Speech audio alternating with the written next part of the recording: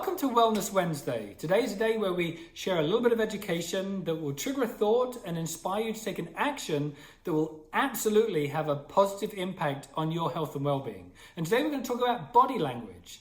Now you may ask, how does body language impact my health and well-being? Well, we all know that our nonverbals govern how other people feel about us. In other words, our gestures, our expressions will dictate whether they feel good about us or whether they don't feel good about us if they've caught those expressions, which usually they do. But do our nonverbals govern how we feel about ourselves? And can our bodies change our minds? So a lady called Amy Cuddy out of Berkeley wanted to answer this question. So she did an experiment with her team and she took a group of people, took saliva samples from all these people and split them into two different groups. One group, she asked to please take a high power pose position. I mean, a standing high power pose position would be like a feeling of authority. I'm standing in a high power pose. But take a high power position.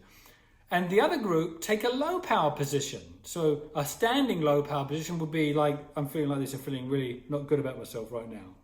And at the end of this 2-minute experiment, she retook saliva samples from everybody. And what she wanted to measure was there a change according to this 2 minutes of either a high power pose or a low power pose? Was there a change in testosterone or cortisol?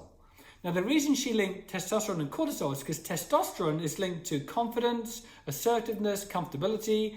Cortisol is linked to stress. The people who were taking the high power pose position for 2 minutes had about a 15% increase in testosterone.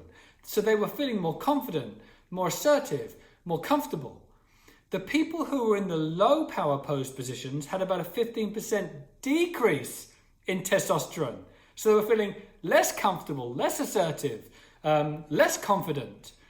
So this is important because if we're not feeling good about ourselves, how can we even be more productive or creative at work? How can we progress?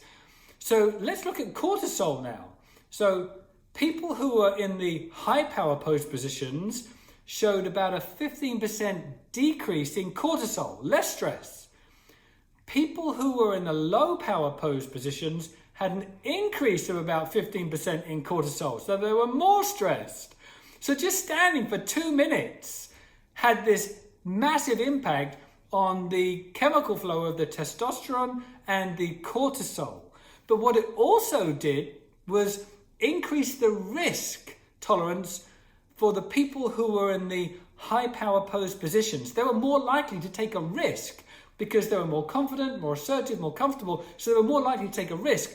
The people in the low power pose positions were less risk tolerant. They were not likely to take a risk. It was like a 60% were likely to take a risk who had been in the low power poses, 86% were more likely to take a risk who had been in the high power pose positions.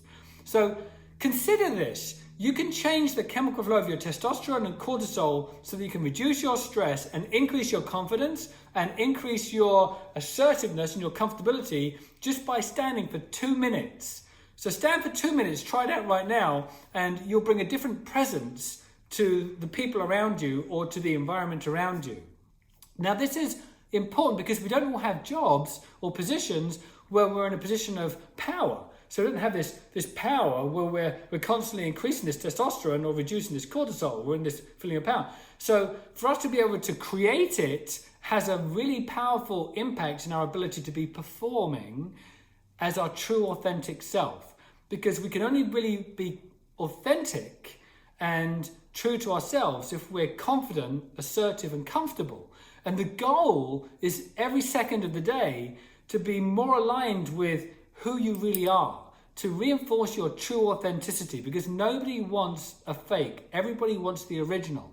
So this 2 minutes can help to give you an increase in your ability to just be comfortable with yourself and assertive and confident so that you can be your true authentic self and you can reinforce your true authenticity, because that's what everybody wants to see, and that's what's going to keep you healthy. When everything that you think and say and do and feel are aligned, you are congruent with your true authentic self, you will absolutely be healthier and you will maintain that healthiness as long as you maintain your authenticity.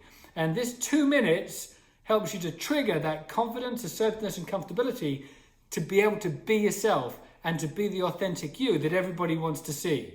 So welcome to the world of health and well-being by just 2 minutes a day. I mean, do 2 minutes 10 times a day or 20 times a day, and you will reinforce absolute health and well-being and more confidence, more assertiveness, and you'll be more comfortable in what you're saying and how you're communicating and how you're interacting.